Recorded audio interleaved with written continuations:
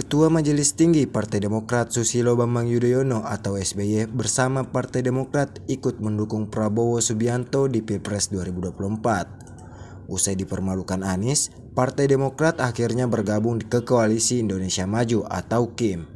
Diketahui keputusan tersebut seusai pertemuan SBY dan Partai Demokrat dengan Prabowo Subianto di Hambalang, Jawa Barat Minggu 17 September 2023. Dalam pidatonya, SBY menyampaikan bakal berikan dukungan penuh ke Prabowo.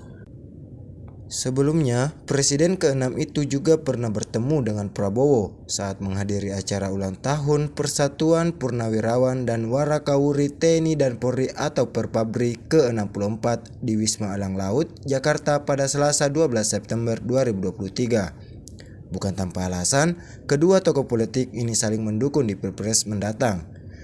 Wakil Ketua Umum Partai Gerindra Budi Wijandono membeberkan kedua tokoh ini akrab dan mempunyai banyak kesamaan. Hal ini juga dibenarkan Wakil Ketua Umum Partai Amanat Nasional atau PAN, Viva Yoga Mauladi, yang mengungkap alasan SBY dan Demokrat bergabung KIM lantaran merasa nyaman ditambah keduanya pernah sama-sama digembleng di Lembah Tidar saat di Akademi Militer.